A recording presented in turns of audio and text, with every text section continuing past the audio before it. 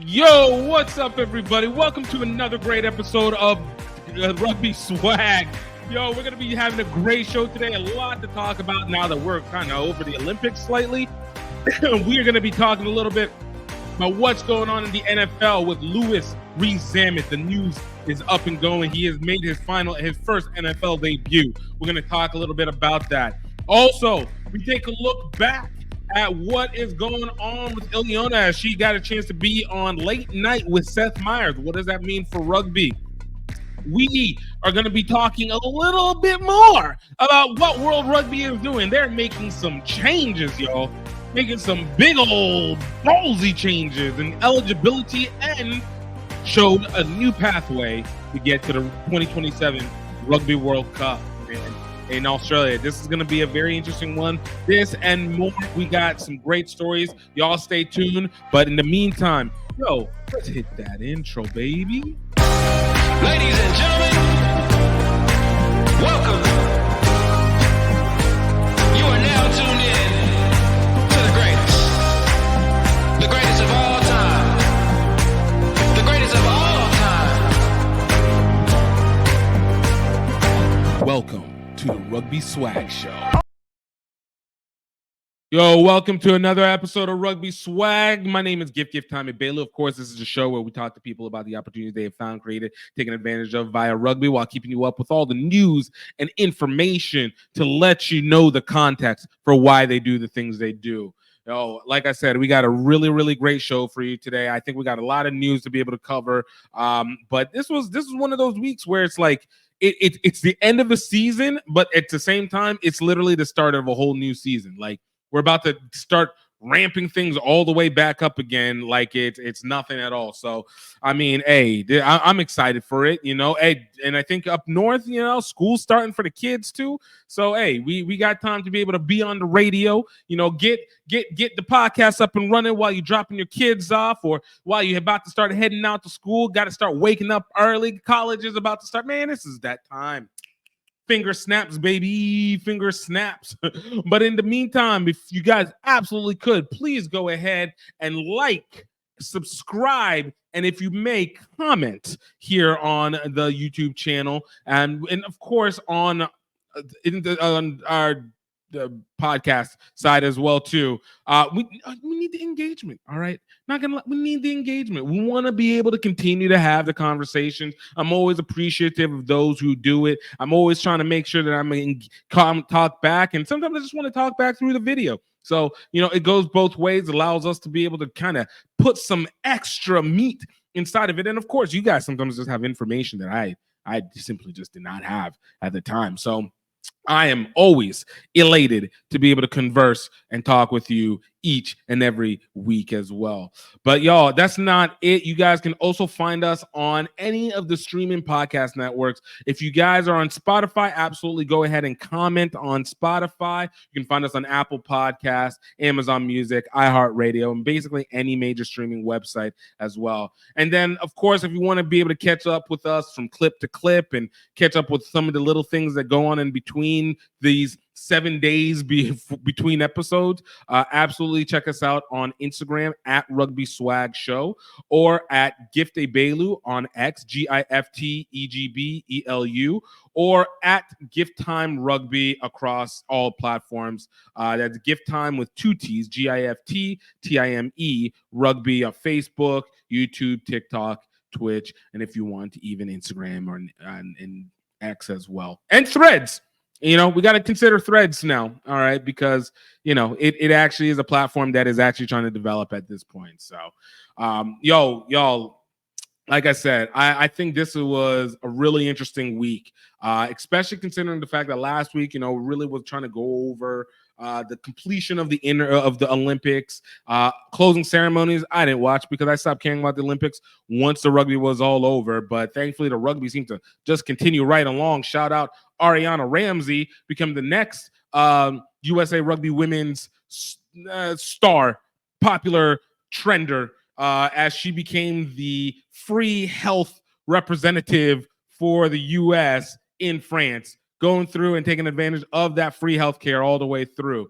Though that was interesting. I was looking at some of the comments where, like, I don't know if the French people like what they have or not. Like, I think there was one comment that I saw that they were like, yeah, the French government gives free healthcare to everybody, but we have to pay for it. So we're slowly trying to phase it out. And I'm like, wait, what?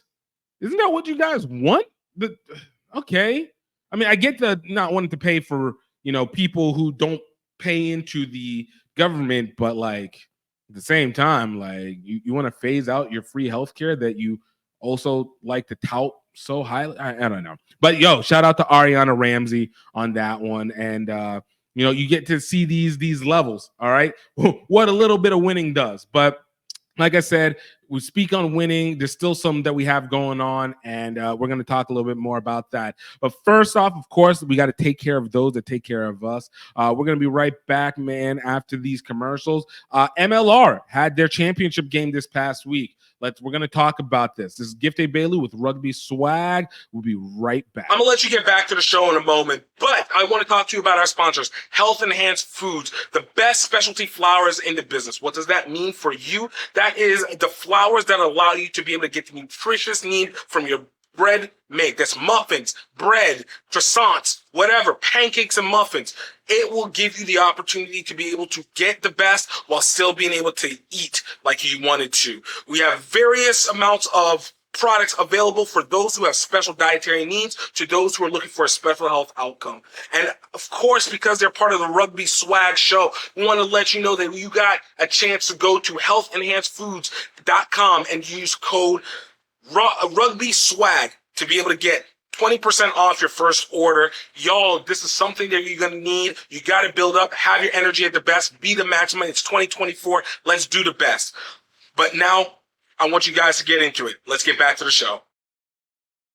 All right, let's get back into this. All right, first and foremost, we had MLR Championships happened this past weekend.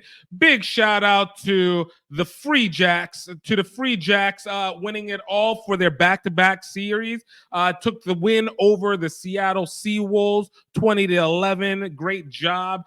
This was one that I think was an interesting. The game itself wasn't terribly interesting from whenever I watched it, but it was good to be able to see what they're trying to do with this on MLR. And I think this was really particularly interesting because it was the second year in a row that they have tried to make this more of an entertainment product rather than just a conclusion to the season. Now, mind you, I will still say that the MLR still has a long way to go, and I hope they have a lot of runway to be able to do it. But they tried. We talked about this, in the a few weeks ago about how they brought in DJ Marshmello to be a part of the halftime performances. One of my friends, and I concur with this exactly, said it best, which was, I wish they hadn't cut away from the halftime show at halftime to be able to do other stuff, because that is what would have made the broadcast that much heavier. If you guys don't know, the broadcast was on network TV on Fox. The numbers, I still hadn't seen the numbers for what they were, but for whatever it's worth, it's good that it was on Fox. It was on network TV. I just, unfortunately, it was on the same weekend or the ending weekend that USA Rugby women won bronze. Like that's hard news to be able to overcome right there. But it was good. But I think the bigger news was being able to see the increase in viewership with the not viewership but attendance from the MLR. And shout out to James Dealey, who's I think MLR Stats put together a really nice chart together that talked about what was the increase from year to year on the MLR championships. And I think when it comes to an attendance standpoint, it's actually very, very positive. And you know me, if you guys have paid attention to me throughout the series, I've not always been the biggest fan. Let me be honest, I have not been the biggest fan of MLR's marketing and distribution of entertainment. But in this situation, I feel like they are showing the improvement. So let's bring it up real quick.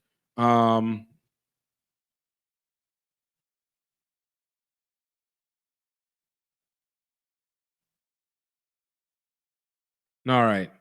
So this is what we got. James Dealey put together basically a little bit of a chart of how the entertainment product has gone for MLR in terms of attendance, and you can see they've multiplied themselves by almost 6 times their attendance record since that first 2018 year. And if for those that can't hear it, I'll read it down for you. For 2018, they did it in Torero Stadium in California, where the Seawolves won it for the first year at a simple 2,901 people attendance. Not too big. Obviously, it was the first one, fewer teams involved. And again, the heads up was much lower. The next year, you saw an increase. It was back at Torero Stadium. Seawolves won it again. And you saw 6,000 people attending at that one. As James Dealey put it on his X, which you can find at Jam Delay, Jam Delay. It was 106.83% increase. 2021, because the 2020 season was ultimately canceled, obviously because of COVID. You saw a slight increase because they had it at the Coliseum. And that's wherever the LA Guiltinis ended up winning that one before they went defunct due to the Gilchrist collapse of his empire so very quickly. And that was to 7,389 people. Now, where it went really poorly, and I think this was really well input by Dealey, was that in 2022, it was held at Red Bull Stadium in New Jersey. It had an attendance record of 1,979. This is whenever the former New York Ironworkers came into play. My guy Brandon Davis going, what is a Guiltini? We'll never have to worry about it again. We'll never have to worry about it again. But at Red Bull Stadium, where the New York Ironworkers had ended up winning that year, but there was a really close announcement that was basically announced the last second because of a series of financial issues that prevented them from finding a stadium on time, which obviously impacts people's ability to plan. But from that point on, 2023, 2024, they basically gave us all a year. It was pre-planned as it should have been. And 2023, this is the year that Shaq came in as the DJ. SeatGeek Stadium in Chicago, Free Jacks won their first one, and this was 10,103 people. I guess a 410.5% increase from the year prior that dropped 73%. Numbers. And as a result of that, even this year, where they set their new record at 12,085 people at Snapdragon Stadium. Really good audience. Now, mind you, Snapdragon, you can go into the negative. Snapdragon Stadium only holds about 23,000 people. The stadiums were half full. It could look like that on the camera. But again, the key is, are you showing steady progress? And if you're showing steady progress, I can live with the fact that it's not going to be perfect as is, or it's not even be necessarily close to perfect, but you showed the progress. And I think this also plays again to that next level that the MLR has to take, which is in essence is that they want to make sure that their championship game is ultimately a entertainment and moving product. Now, I talked about it on last week's version of the rugby odds that we do with Matt McCarthy and John Bradford Layfield, Steve Lewis, and George Hook as well. But the key is that you need to continue making it an entertainment product. The thing that I said was, what were the stars that ended up coming out of this MLR championship? And unfortunately, we still don't have an MLR star. I go back to the fact that you use those to be able to draw people all the way in. This is very, very simple concept. Very, very, very simple concept. So when you get to the championship game, especially through the playoffs, that is a time wherever names get known the most. Why? Because it's easier to follow and contain the amount of play because there's fewer people that you have to pay attention to. Then when you get to the championship series, that's whenever the biggest names need to come in. And I don't know if I don't feel they still did that. So again, part of the process of getting better. But look, You improved your attendance. The viewership number on Fox, I doubt it was very good. I doubt it was good, but again, you have to work on it. These are bit by bit processes, but I want to give praise where praise is due, because I give a lot of critique on the MLR. So give the praise. 12,085. Congratulations. Congratulations to the Free Jacks as well, obviously, for being able to do what they need to do. I think they got a little bit of commemoration from I think the Patriots or something to that effect. Hold on, let's see. Pull this off here. I wanted to show this out here. On Sunday, the Free Jacks, New England's Major League Rugby team, defeated the Seattle Seawolves 20-11 to bring the MLR Shield home for a second consecutive season. Joined by part owners and Patriots alum Patrick Chung, the Free Jacks are here today as our honorary Keepers of the Lights. Yeah. Shout out to Alex Maglaby and the group. On Sunday. Fun stuff. So, yeah. So, basically, like I said, what are your guys' thoughts on this one as well? Like, how do you feel like you're seeing not the development of just a play on the field? I think we can all concur that the play on the field has improved. Obviously, they're using a lot of players from overseas, et cetera, et cetera.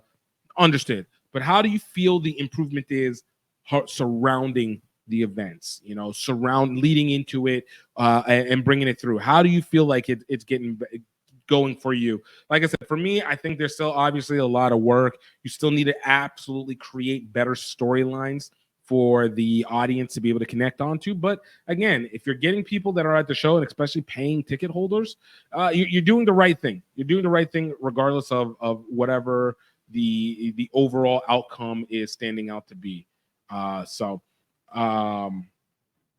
Congrats to the Free Jacks on that one as well. So, all right, y'all, we're gonna be right. You know what? I was gonna say we're gonna be right back, but we're not gonna be right back. We're not gonna be right back because I want to jump right into the next story. Honestly, I want to jump right in and let's get into what we haven't done in a long time, which is Rees Zammit watch.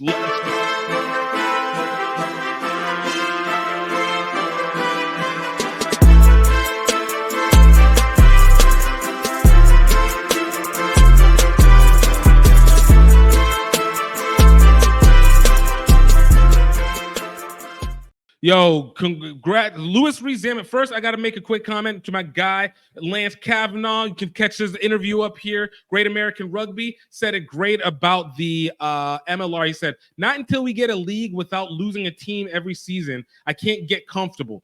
Hey, that's facts. That's facts. Yo, that's something that MLR needs to be able to make sure it keeps on going. But Rees Zammit, y'all, the Welsh rugby star turned NFLer, just had his first game. And needless to say, it was a little off to be desired. All right. So I want to go through, look at some of the highlights that were had for it. Not exactly the greatest, but we're going to talk about it. We're going to talk about it because I think he deserves a little bit of grace. And I do think that there is a little more to the story, not to the story, but that you can take from it than what was absolutely shown here. So hold on, let's go ahead and let's look in. Shout out to 3 tight ends, Tight 5 Rugby, for breaking down the clips of Rees Zammit's first action in the NFL. Second down and 7, midway through the third quarter, and here's a handoff to a former rugby player. Right. For those who see, he run behind knuckleball for Trammell to get underneath. He's got it at the 9-yard line, and he makes a move back to the 15, tries to avoid. Next play, he's on punt kick and got a tackle. Pressure dumps it off underneath. Jaguars are in the vicinity, but they miss and is taken down. And after the penalty, here's the handoff, and Rees Zammit is running left. And he gets to the line of scrimmage. And you get what you emphasize. His kicker, by the way, is the rugby player, Rees Zammit, in this new formation. This is field at the 10-yard line, and at the 20 and the 30-yard line, Gary Brightwell. Second And yeah, down and 7. that's it. So basically, if you guys are putting it together, his stats were 2 carries for 1 yard, 1 catch for I think like 2 yards or so, if I remember correctly. Hold on, I just need to make sure I get this right. And then 1 tackle, and obviously 1 punt kick for whatever. I don't know the number of yards that they were going for on that one. But again, contrary, not exactly the most exhilarating stats that you're hoping to get from the great rugby player Rees entering into this. But I have a different take on this one because it's very easy to hate. Easy to be like, hey, man, he's not going to do it. Number one, clearly the Chiefs see there is a value in his multiple talents, right? They are trying to clearly work him out at running back, which we knew months ago.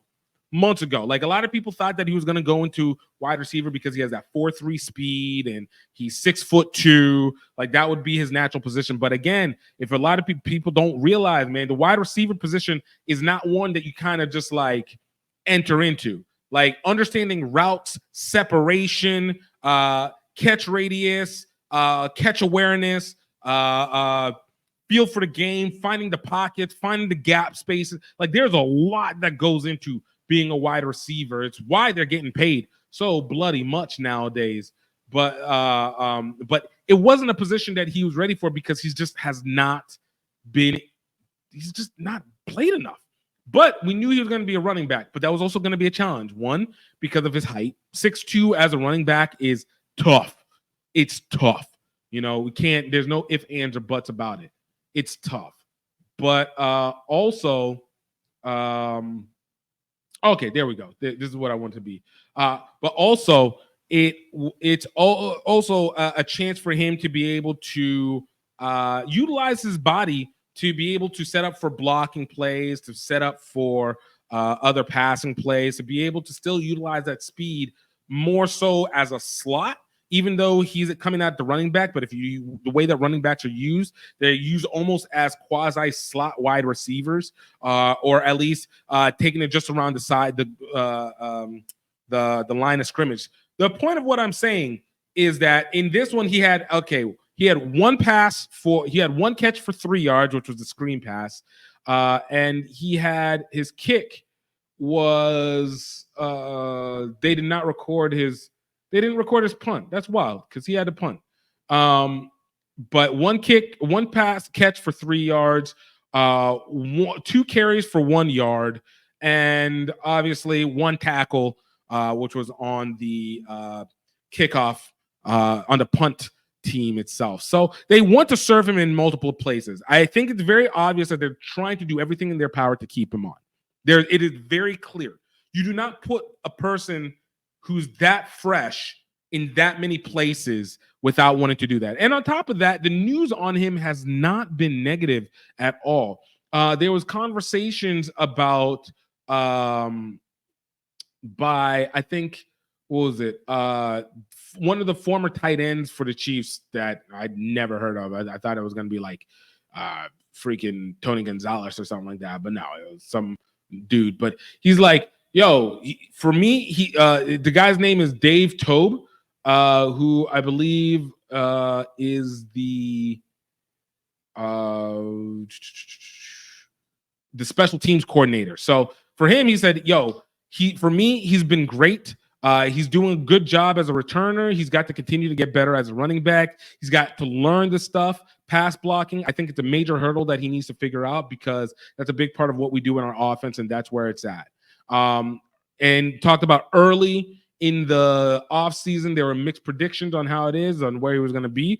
But again, it looks like with some injuries and some signings, it's narrowing exactly what they're going to do with Rees Zammit. But I can see that at least in this first preseason game, I think they really want to keep him. My guy Brandon Davis says we need NFL, even wash up talent to hit rugby, not rugby talent to hit the NFL. I mean, look, I think this is one of those things where it's a double-edged sword because I think there is the misconception that if we get washed up NFL talent, that it translates into rugby, which we have seen consistently now not be so much the case. I think also there is a mindset that has to be able to go along with it, where the development is a little bit smoother. Of course, we've had success cases. Most of them seem to be within sevens, but again, it's one of those situations where we want more athleticism, but we also need more skill. We need a lot of skill on that, but and athleticism works up until skill comes and blocks it down. So I am for talent to come through, but I'd rather them come out of college and going into rugby than coming out of the NFL and back to rugby, because just mentally, from the financial element, from the status, it doesn't hit the same. And I don't think the guys stay in as long because it's just so easy to fall out from that. And so Brandon agreed with the point on making it in sevens. But with Louis Rees Zammit, and the reason why I think this is important for what we see with Louis Rees Zammit is the fact that to see a major star in rugby go to the NFL also can provide an element of financial fluidity going to it. And if the NFL actively wanted to invest in rugby, I mean, there's realness. Right now, they already are taking everything from it. Brett Gosling, who was the CEO of World Rugby, is the NFL Europe exec for, NFL Europe exec himself. So, like, you see these positionings go. But I think with Louis Rees Zammit, again, if he does well, and is able to show skill as a skill position, because most of the guys that do well are not skill positions, they're linemen, defensive or offensive linemen. It's monetary. This is where we can look. It's what is the wave that we're able to jump onto to be able to bring it through. But with Louis, look, as I said, I think he's got a probably good chance of, if not making the team, he's going to get the practice squad. And the rule change with the practice squad means that he can always be moved up into playing position at any point in time. So I think the Chiefs are going to try and keep him as long as possible. There's still 2 more preseason games for him to be able to work in and understand the playment. And you can only get better by playing. But that being said, that is the Louis Rees Zammit watch for today. We're going to try and keep up with it as the season goes. If anything changes, you'll know in the next week, or probably from other people in between. But one way or another, we're talking about it, man. We're talking about it. And for Welsh people, hey, man, I think they need a win. It's one of the things. I don't want them to win in rugby, but I want them to win in this, because they're losing so much in rugby. And the only reason I don't want them to win in rugby is because I'm a hater. So I just straight up, I'm a hater. I'm a hater of your history in rugby. Nice people, great people, very kind. But I'm a hater. I'm a hater. All right, we're going to be right back after these commercials. We're going to talk a little bit about what's going on with Ilona Maher. Man, some big stuff, and I think what that means for rugby. I put a little something on X, but we'll talk about it. We'll talk about it. This is Gifted Bailu, Rugby Swag. Gonna be right back. Buckwheat is changing lives. My name is Gifted Bailu. I'm here with Health Enhanced Foods, and I want to tell you about one of my favorite products on our shelves, buckwheat baking mix. Buckwheat is a seed that is incredibly nutrient and protein dense. But what makes it even more important, that buckwheat baking mix is absolutely gluten-free. A lot of times whenever people have buckwheat mixes, they actually even hold wheat inside of it. So it's not fully gluten. And if you're a person that is celiac or diabetic, or you're just really trying to be health conscious, it's not something that you want to have to worry about. What makes our buckwheat baking mix even more important is that it is versatile. You can use it for pancakes. You can use it for waffles. You can use it for making loaves of bread. You can make it for cupcakes. But what helps even more is that it is allergen-free. It is nut-free. It is dairy-free. That there is no additional additives in it. There's no leavening there, so that if you want to be able to raise your bread, you can put in the baking powder yourself and get it fluffy. If you don't, you absolutely do not have to. You get the bread that you love without the cost to your health. You can absolutely find buckwheat baking mix at healthenhancedfoods.com. Absolutely check it out. Get your nostalgia back. Get back to eating and loving the way that you are, and absolutely get back to the energy that you know that you can get without having to destroy yourself. I'm looking forward to seeing you get it. Let's go.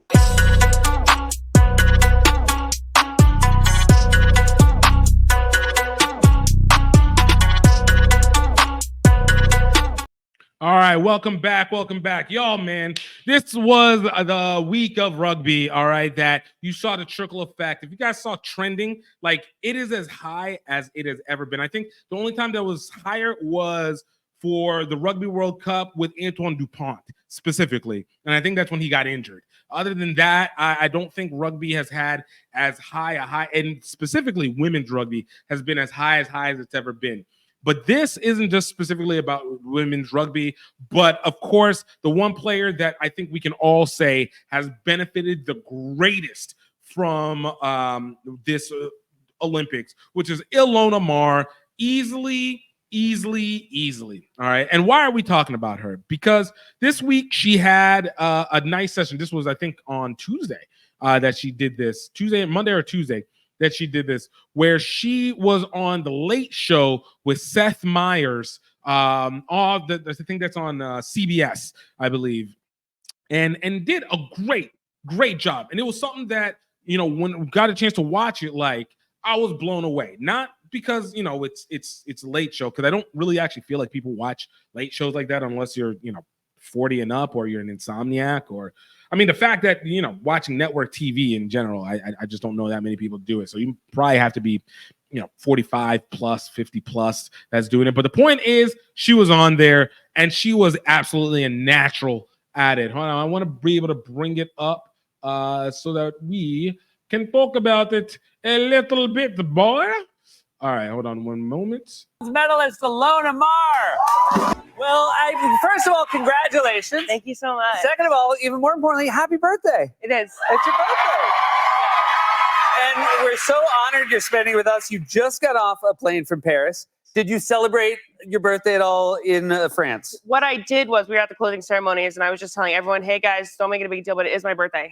And now the medal. I want to ask about the medal. Yeah. How often have you worn it since you won it? Well, a lot.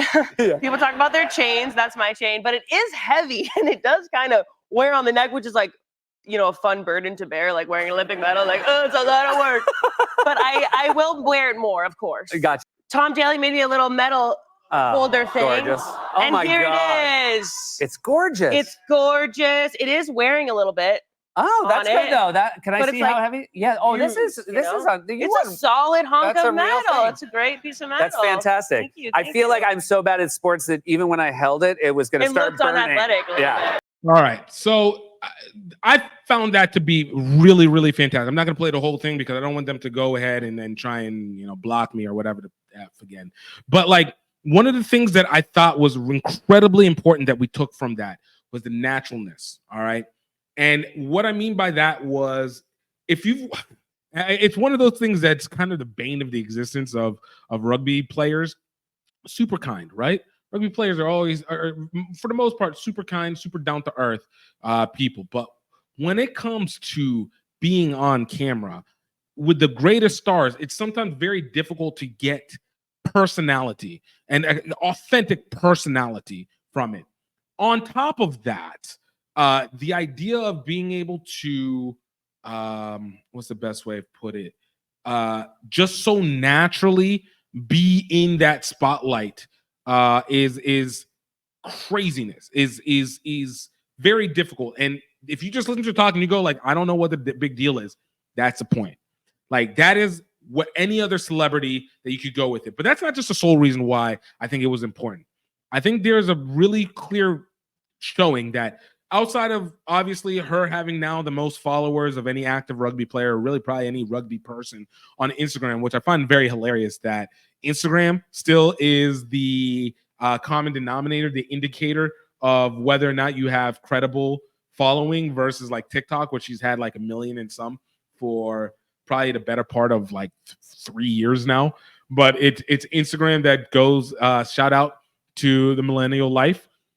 But like, yeah, It's becomes the indicator of knowing that she is bigger, in my opinion, than what rugby alone is, and that's really good. My guy Brandon's like, yo, she got more gram followers than Caitlin Clark. It's not for her rugby, it's for her personality. And he continued on to say, her rugby is great. However, don't let me downplay that. And I think that's exactly the point that I'm saying. Like, a lot of people, and you go through the comments, and I think whenever we're going through, I think the Rugby Dump article that I initially saw this on, like a lot of people were trying to be in there being like, oh, who is she? And like, oh, she's bigger than XYZ players. And I'm like, yeah, she is. Now, there's a difference between, is she bigger in rugby or is she bigger mainstream? And I think in rugby, no, she's not the biggest. Again, most followers, but I think Antoine Dupont technically has that element right there. And there might be a few others that are in there that play in Europe and play for New Zealand and technically have bigger rugby names. But I don't consider her to be a rugby player that's popular. I consider her to be a high status person, high visual status person who happens to play rugby. And there's a difference on that one, a huge difference. And that is something that the rugby community now has never had before. You can't even say like since Jonah Lomu. Jonah Lomu never had this kind of status. There's never been a rugby player ever that has been active, has been mainstream, and has the global attention that she has. And obviously this has almost been consistently by Ilona's own doing whenever she started back in 2020 with doing the behind the scenes alongside Cody Melfi. Cody Melfi got injured, unfortunately wasn't able to continue. Ilona continued on, and boom, where he goes. It helped so much that she was able to get a bronze because it puts it on the spotlight. And now the other thing that sticks out, and this one specifically hits for the U.S. rugby community, for the U.S. community, is why is it important that it's her? Because, of course, we've seen others. Portia Woodman has done it. Obviously, Charlotte Caslick in 2016. And they were able to, formulate and win their championships. And they made an impact on themselves. I talked about this last week. They made an impact in it of themselves. But this isn't the same one.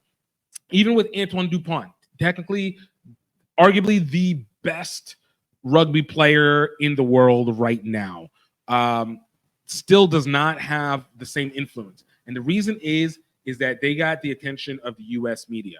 And a lot of Europeans and South Africans and basically people around the world are going to go, oh my goodness, the U.S. thinks it owns it all. USA people don't think that they're the only ones that matter. And there's a whole big world out there and the honest truth is when it comes to media, we really do matter more.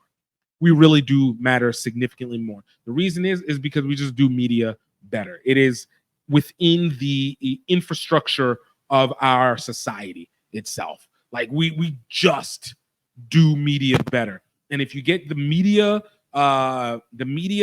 engine working behind you here in the US, it hits worldwide so much harder. And Ilona is in that position where she is now touching the machine. And this is no longer like a machine on, oh, she's a bronze medalist. She's a bronze medalist. By technical habits, she should not be that big. She is a bronze medalist. The U.S. doesn't typically embrace third place, but this is different. It's different, and you're seeing it match up with others. I spoke on it earlier in the episode.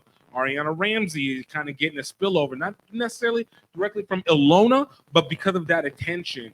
We saw a little bit of that kind of happen with Alev Kelter, with her getting engaged to her girlfriend, now fiance, and that being able to be a thing. So you see these elements that come in, but Ilona is the lightning rod on this. She is now the connection between the mainstream world and this. And I say again, it's not based off of highlights, but it helps the fact that she's actually good at what she does. The other factor now being that she also lives in California, like the Chula Vista with the Olympic training facilities where all the Sevens players all stay at most of the year is in San Diego, which is, I mean, not a hop and a skip, but it's close to LA. And if you're that close to LA and you have that kind of representation, believe me, people are now looking. And because of the fact that her message has been so consistent, I said, that with Ilona, I do truly believe left with Ilona. 4 good years. That's going into the LA 2028 Olympics. If the USA medals again or gets even better, gold or silver, which now is very, very likely because you got so many retirements that happened after this Olympics. If the US gets gold, Ilona is spotlit in that. I do not believe that she is going to be able to continue to be on the Rugby Sevens team. Not that she would want to necessarily quit, but I believe that her opportunities are going to be so lucrative and they're going to be so time consuming that there's just no way that she'd be able to give that much time because rugby equitably cannot provide that same level of attention. But if rugby is able to take advantage of these next 4 years, because obviously for Ilona, she's going to get more options. She's about to see more brand deals than she has. Obviously, being 2 million plus Instagram followers is going to just already naturally add to her business dealings. But now that she's got mainstream attention, I do believe that she's going to see more things. And I hope that, thank you, Smile 7, man. Smiley Malloy, appreciate you, brother. Appreciate you. Moving forward, like she's going to get more lucrative deals. Like she's going to get appearances in stuff. I think one I don't expect her to, but would be amazing if she was able to get a spot, earn it, of course, but earn a spot. And I don't think it would be that difficult, to be honest with you. Earn a spot on the USA Rugby 15 women's 15s team for the 2025 Rugby World Cup. Like if we could get that bronze medal team to attach onto that, similar to what New Zealand women, the Black Ferns, had been doing for basically the last 10 years, like that there would be a different level. Yo, my guy Brandon put out the numbers. He said Ilona has 3.7 million followers. So, I mean, she's far surpassed the platform that rugby is able to give a return of value at this point, which is also great because of the fact that it means that there is a platform that can be used for other players. Sometimes you need somebody to break the 3-minute mile to know that you can beat the 3-minute mile. But with Ilona, I said it last week, I think she's going to be the first one active female rugby player who is a millionaire, earning millionaire, and not one that has a contract for $1 million. If that makes sense. Like you got Maro Itoje, and I'm talking about now rugby players in general. Got Maro Itoje, who has got $1 million contract, but if you do the breakdown, it's really like, you know, 350,000, 400, 500,000 per year or something like that. We've had a couple $1 million, but I think hers is going to be superseding that. I will not be surprised if in the next 2 years you see Ilona Maher on a Forbes list, earning somewhere between $5 and $7 million per year, at least in earning potential, if you may, because of the fact that she's just brought so much gravitas to it. And this is the moment where USA Rugby and World Rugby have to attach onto her wave. They have to attach onto her wave, because if they don't, you're going to lose it. She's going to bring a different level of attention. And I'm actually going to feel for her a little bit, and it looks like she has a really good family base around to be able to support and protect her. Because if you thought the level of hate that she went through beforehand was going to be heavy, it's going to increase incrementally. But also, the amount of love is going to increase incrementally. And if her management does it right, they should see her face in more and more places, not just for body positivity, but seriously as just a face of product because of the name. She's strong, she's capable, she's really, really good. This is a situation where you have to be able to take advantage of it. You have to take advantage of it, you know, and that's the natural progression of it. You have to take advantage of it.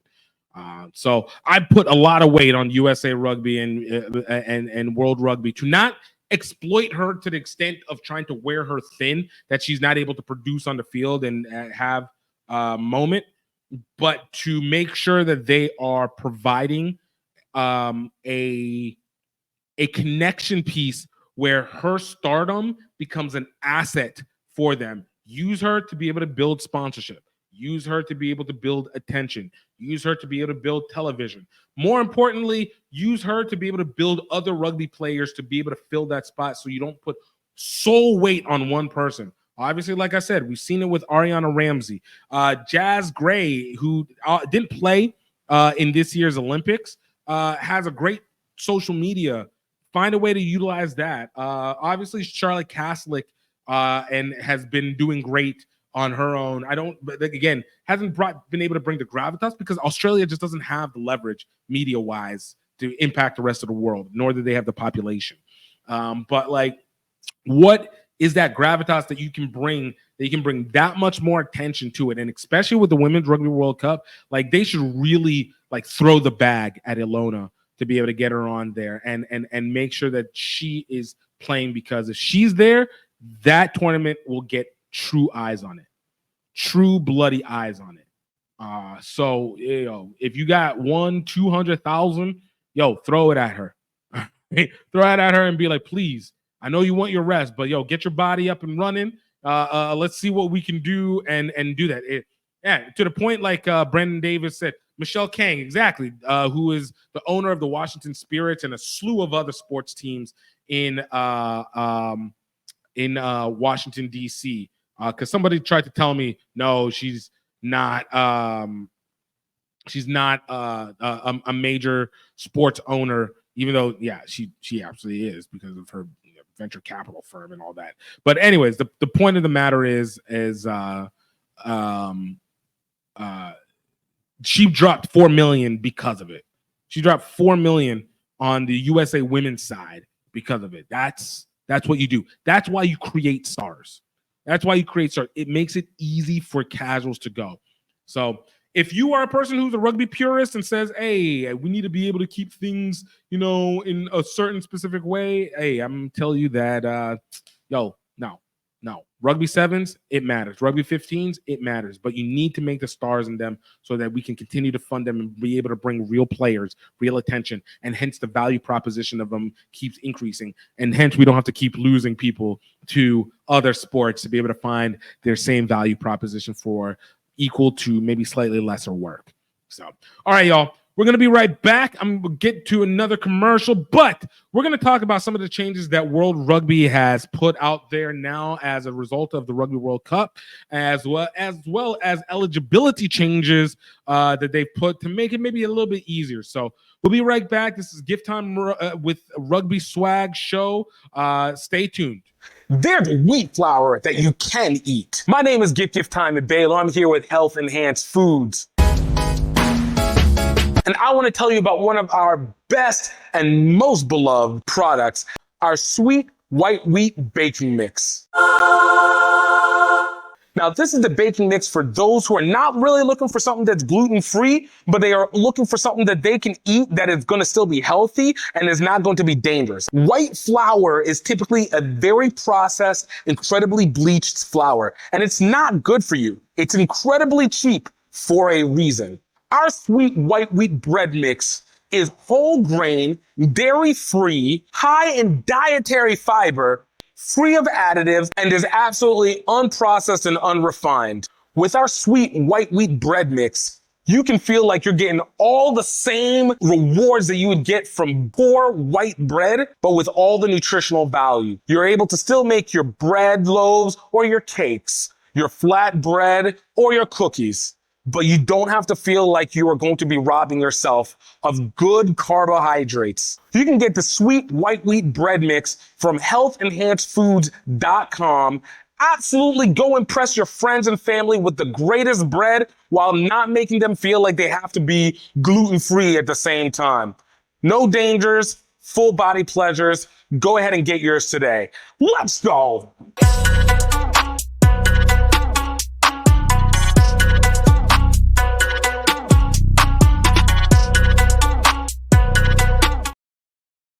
All right, y'all. So World Rugby has come out and talked about what they've been making some little bit of changes here and there now that they are trying to be a little bit more open, find ways to be able to bring more people in. Clearly, they need the money. And I am absolutely down for that. Make this thing a much more commercially viable process, even though the entertainment factor is still not there. But we have now a new pathway set up for Rugby World Cup 2027 in Australia. And USA Rugby, World Rugby is trying to make sure that they're hitting it. Now, for those who don't know, this is going to be the first Rugby World Cup that features 24 teams as opposed to, I think, 12 that has been in the previous ones, and 6 pools of 4.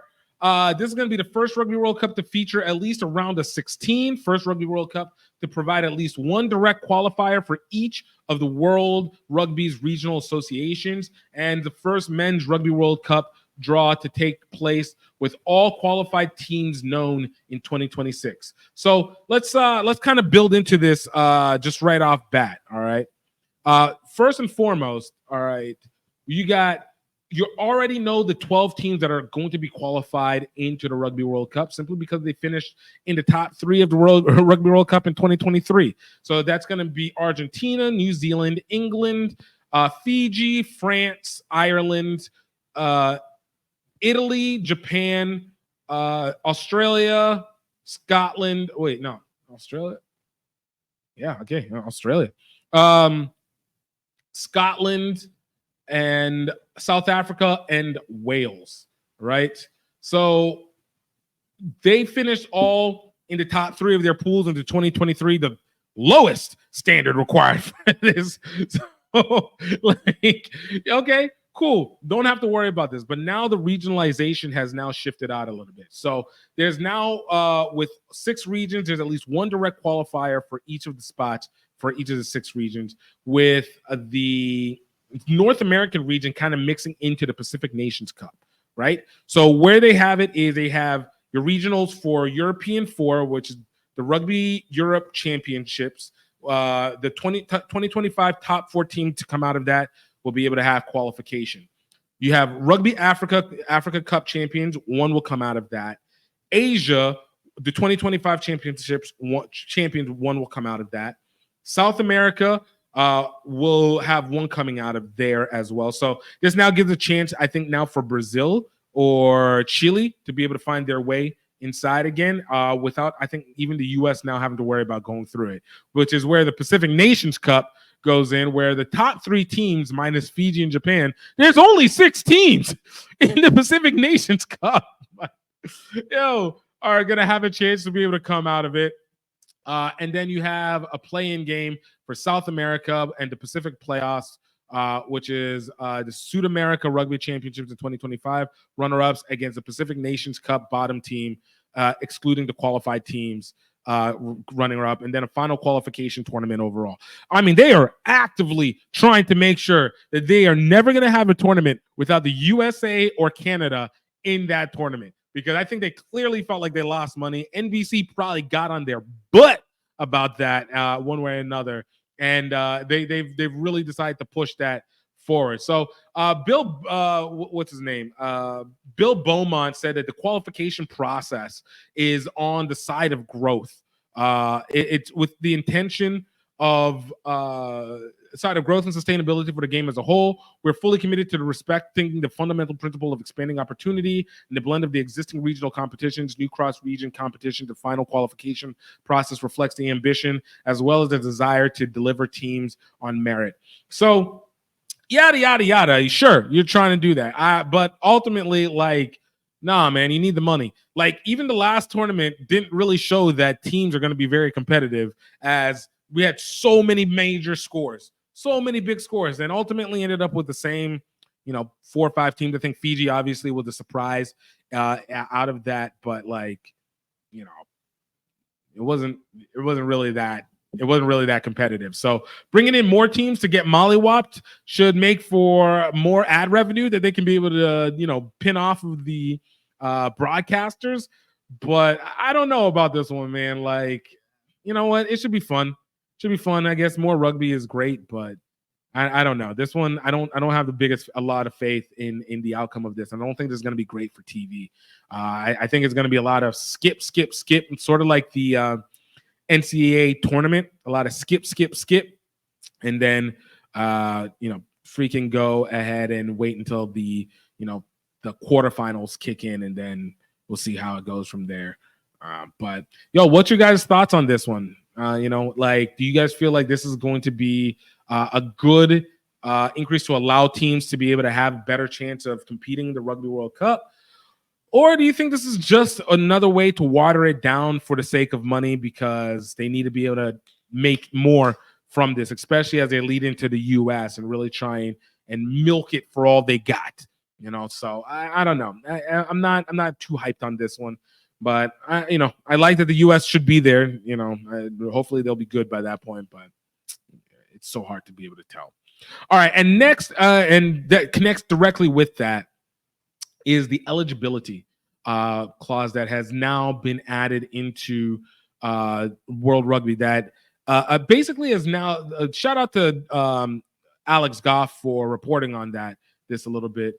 But in essence, they change it where you basically are able to play in a country and then be able to still play for your former country. So before it was like if you played professionally in one country, you probably weren't going to be able to play for your national team after that. But I think they changed it essentially. So we're going to break this down real fast because unfortunately I do have to run out. And we'll break this down really quickly here for this. I feel so unprofessional. So basically what they did is they changed Regulation 8, which will have a marked effect on the game in the U.S. Regulation 8 deals with how players are eligible to play for a national team. Among the issues, it addresses these. Once you play once for your national 15s, national 7s, or designated national 15 second team, so like something like the USA Falcons or so, you are locked into that national team. You can switch 15s national teams after a stand-down period or 7s team to play in the Olympics. Stand-down period might be shortened for that one, as long as you switch to play for a country you were born in or parent or grandparent was born in. Whenever you switch, however, that's it. You get one switch. You can qualify for a 15s national team through residency, and that residency has now changed. So for many years, the residency requirement had been that you live in the country for 3 years. The problem with that is that World Rugby felt like 3 years wasn't long enough. And so World Rugby also had trouble tracking players. If you're from Australia and are trying to establish residency in the U.S., what happens when you visit your family in Australia for Christmas? If you spend too long outside the U.S., you can see your residency clock reset to 0. So the rule was changed, and overall, it's going to benefit those who move to the U.S. and want to eventually play for the U.S. New rules state Regulation 8.1c requires a player to register with a club, union, or rugby body for a period of 60 consecutive months immediately preceding the time of playing. There's no requirement for a player to be remunerated for their participation with the club, union, or rugby body, but the player must be registered with that club, union, or rugby body in order to establish eligibility. So it means that you don't always have to be in the country of questions, but you have to have your residency and you have to be registered with a club there for 5 years in order to be able to be residency. So no jumping around, which is going to be very difficult for those that play the professional rugby. They're also using the registration system already in place to police the issue. Visit your family over Christmas as long as you want, but just don't play a rugby game while you're doing it and you're good. They also addressed the collegiate issue, which hit the U.S. some years ago when World Rugby concluded, and seriously, that a player from overseas who went to college, but his parents paid his bills, were technically still a resident in the country his parents were living in.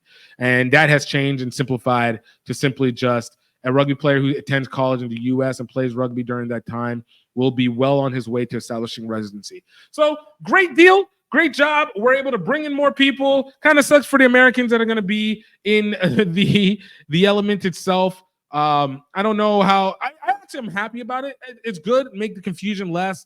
I don't really fully think it matters. And I'm looking at it from the U.S., but look at countries like Japan, countries like China, Korea, what we've seen with Fiji. Obviously, the European countries I feel like have been able to take so much advantage of it.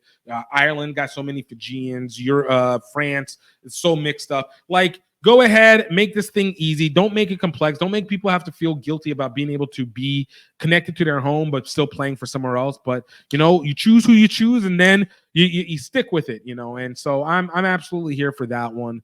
But Let me know what you guys think on this one, man. Do you like what the eligibility changes are? Do you like where they are going with it? I'm thinking that this is going to be a positive overall, and what we get for the Rugby World Cup moving forward and who goes to where, I think is going to be a benefit from that, because you're going to need those years to be able to build a team that's going to be able to withstand how long the process is going to be for breakdown. So y'all, we got one more. We're going to do some closing remarks, and then let's head out on this. This is Gift Bailu with a rugby swag. Be right back. I'm going to let you get back to the show. I hope you guys are enjoying it so far. But in 2024, it is necessary that you have your own website. Don't let anybody tell you social media is the only place that you can be able to advertise. You need your own home. And the best home to be able to purchase online is through Green Geeks. This is the web host platform that gives you the most for the cheapest price, y'all. I've been using Green Geeks for almost 10 years now, and off the WordPress platform, I've been able to customize and create websites to my desire and to the liking that I need. Included with it, they give you some of the best customer service in the business, and I cannot say enough about them. They have been able to be a great assistance to everything I do. And if you guys want to be able to start today at $4.95 per month, go to the link in the bio or the link in the caption, depending on where you're at, and go use it to help the show and get your site up right away. There's no reason that you need to be having complications, that you need to be paying thousands of dollars to be able to do it, or even thousands of dollars per month to be able to get your website up. Go to Green Geeks, check it out, support the show. All right, let's get you back. All right, y'all. Man, good show. I know this one was a little bit more rushed than usual, but it's okay. Sometimes we got to have it like that. I want to thank everybody for the content. Thank you, Brandon, for engagement, for conversing. Thank you, everybody between our respective platforms. Really do appreciate it. I think this is a huge opportunity to be able to take advantage of. I hope that we see a lot of progress going over in this next 4 years, going into LA 2028 and what we do moving forward. Rugby has a chance to be able to grow like nothing before in the US and definitely globally. But in the meantime, guys, I hope you guys check out some of our past episodes. If you haven't had a chance, check out some of the past interviews. We're going to a new season, so we're going to be trying to get these new interviews set up. Things are getting a little bit easier at home with the biddies, with the twins, so that also makes things a little bit easier to be able to go ahead and do so. And in the meantime, y'all, I hope that you guys have a great week. Look forward to talking to you guys next week. And I hope that you guys know that I hope that you're happy. I hope that you are healthy. And most importantly, I hope that you know that you are highly favored. Until next time, y'all. Cheers. Anybody say I